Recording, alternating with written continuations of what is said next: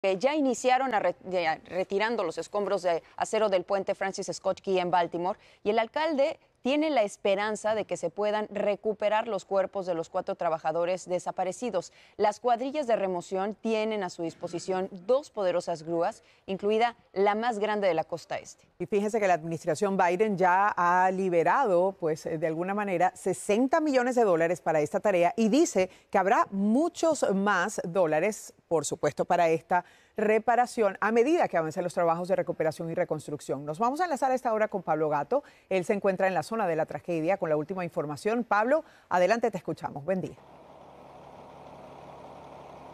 Buenos días desde Baltimore, una ciudad que ha sido sacudida por esta tragedia humana, económica, y ahora también existe el peligro ambiental, y el motivo es que la Junta Nacional para el Transporte ya ha abordado el barco, han enviado a docenas de agentes y han comprobado que hay una filtración de material tóxico. Dicen que hay 56 contenedores con materiales tóxicos, de 4.700 que tenía el barco, y más de 700 toneladas de material tóxico, y han dicho que se está produciendo algún tipo de filtración, pero no han aclarado qué tipo de filtración es ni lo grave que puede ser. Lo que sí han dicho es que hay material como litio o material corrosivo o inflamable que podría estar siendo parte de esto, pero no lo han aclarado por el momento. Por otra parte, hoy llega el primer barco de la Marina de Guerra de Estados Unidos con una grúa gigantesca capaz de levantar 1.000 toneladas de peso para empezar a retirar los escombros para que el puerto pueda abrir lo antes posible. Recordemos que tiene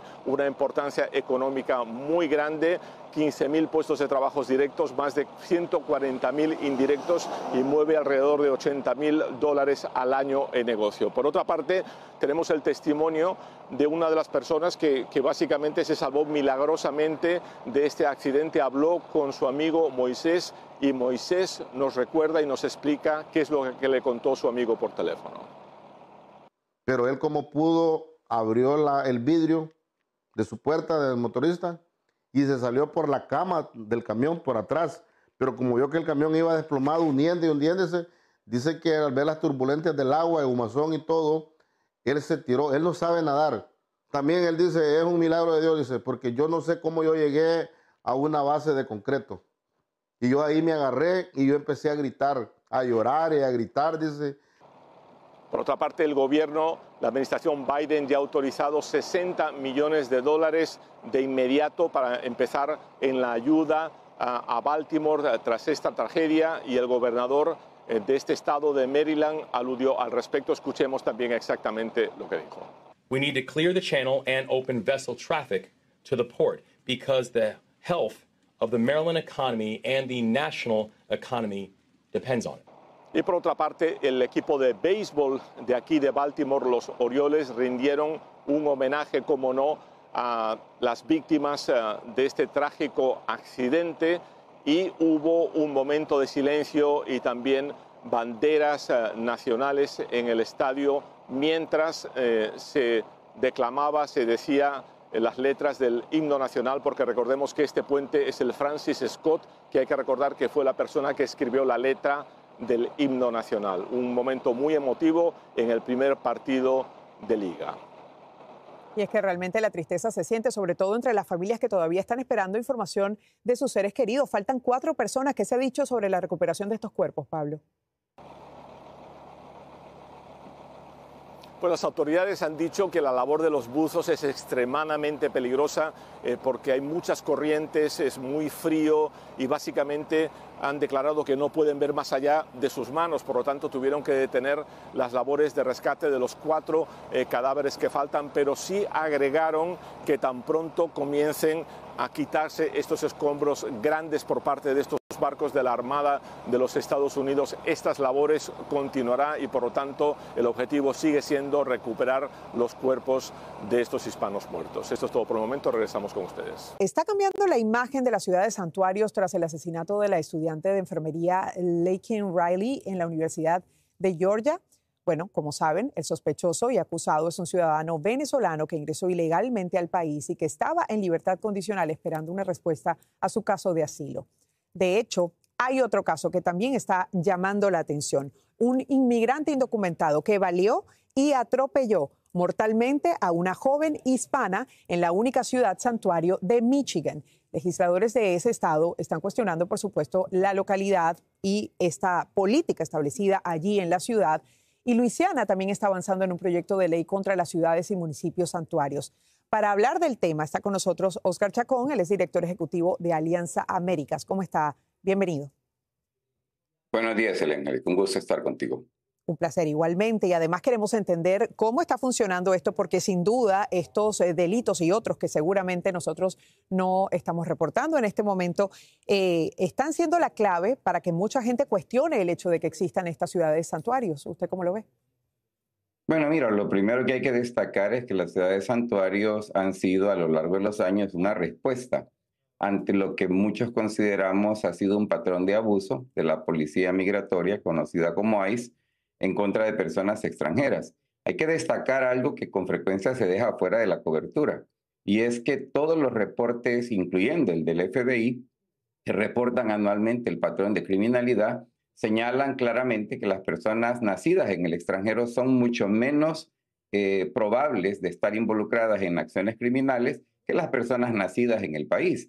Este dato, con frecuencia omitido, es importante tenerlo en mente, porque por supuesto que van a haber personas extranjeras que van a incurrir en actividades criminales y deberían de ser efectivamente procesados como la ley lo requiere. Claro. Pero hay que recordar, o sea, esta historia que escuchamos con frecuencia de que los inmigrantes empeoran la criminalidad, realmente es más un producto de una campaña publicitaria que busca nuevamente seguir impulsando la idea que las personas extranjeras son criminales. La vasta mayoría son personas honestas que trabajan diariamente, como nos lo demuestra incluso lo que acaba de pasar en Baltimore con las víctimas, que todos eran extranjeros. Claro que sí, Oscar, y estoy absolutamente de acuerdo con usted. Generalizar es absurdo, pero sin duda hay que hablar de la coordinación que tiene que haber entre la fuerza del orden local y también ICE, porque ellos han detectado que hay gente circulando libremente por este país que sí ha cometido delitos, que tiene un expediente criminal, incluso que está esperando para deportación y que no se puede aplicar porque están en ciudades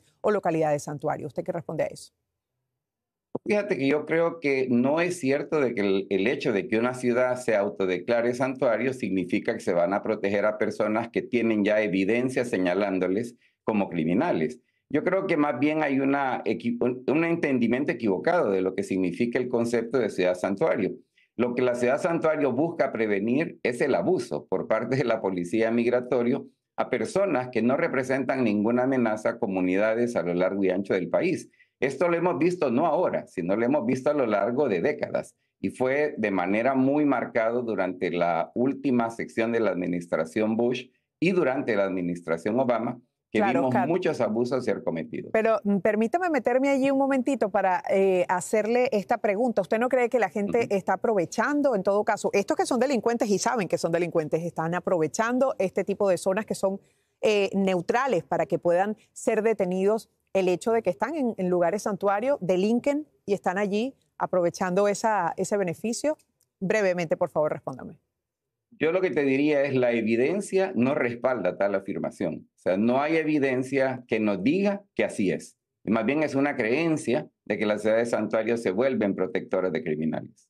Pero ojalá sin duda ningún otro latino esté involucrado en algún delito, básicamente porque sí es cierto, la mayoría de la gente que viene a este país viene a trabajar y a poner todo su esfuerzo, como en efecto usted lo refería en el caso de Baltimore. Le agradezco muchísimo el haber estado con nosotros y darnos luz sobre este tema. Ya veremos cómo sigue su desarrollo. Gracias. Vamos a cambiar de tema. Con una sentida vigilia, la comunidad de Rockford en Illinois ha recordado a las 4 víctimas mortales del ataque con un cuchillo, el cual fue cometido presuntamente por Cristian Soto, de 22 años de edad. Entre los fallecidos están un amigo del sospechoso y su mamá. En este ataque también resultaron heridas 7 personas. El sospechoso, que amanece hoy bajo arresto, habría cometido sus crímenes argumentando que estaba intoxicado con marihuana. Pero vamos a escuchar lo que dice el fiscal del condado de Winnebago sobre la confesión de Soto. It was learned that Soto had broken into multiple homes nearby in Rockford, and in doing so had beat a young woman to death with a bat, stabbed 2 adults to death, and ran over a mailman who died from his injuries. Siguiendo con este tema, les comento que las primeras víctimas fueron Ramona Schubach, de 63 años de edad, y su hijo Jacob, de 23, quien, por cierto, era amigo de Soto. También fue apuñalado y atropellado el cartero veterano Jay Larson, y Gina Newcomb, de 15 años, murió tras ser golpeada con un bat de béisbol.